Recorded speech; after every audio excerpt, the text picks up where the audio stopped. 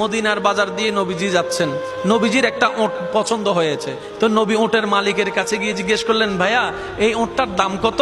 ওই দামাদামি হলো, নবী সে দামে কিনতে রাজি হলেন, কিন্তু নবীর কাছে তখন অর্থ ছিল না। তখন নবীজি ওনাকে বললেন, আপনি আমাকে ওটটা দেন, আমি এখনই গিয়ে আপনার সেই প্রাপ্যটা পাঠিয়ে দিচ্ছি।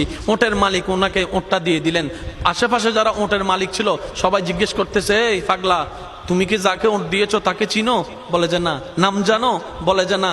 পরিচয় জানো? বলে যে না। ঠিকানা জানো? না। তো তুমি যে ওটটা দিয়ে দিলা, উনি যদি ওটার টাকাটা না ফাটায় তখন তো তুমি লসের মধ্যে চলে যাবা। সে ওটের মালিক বলে, এত সুন্দর নুরানি চেহারাওয়ালা কখনো বাটপার হতে পারে না, কখনো চিটার হতে পারে না, কখনো মিথ্যুক হতে পারে না। ওনার চেহারা দেখেই তো আমি ওট বিক্রি করার আগে মনটাই বিক্রি করে দিয়েছি, মনটাই বিক্রি করে দিয়েছি, মনটাই বিক্রি করে দিয়েছি। তোমরা যাই বলো, আমার মন বলে উনি আসবেই আসবে, টাকাটা পাঠাবেই পাঠাবে। এই কথা বলতে না বলতে কিছুক্ষণ পরে নবীজির একজন সাহাবা এসে বলছেন, একটু আগে একজন ওট নিয়ে গিয়েছেন, কাছ থেকে ওটের মালিকটাকে একটু দেখতে চাই। উনি বলে যে আমার থেকে।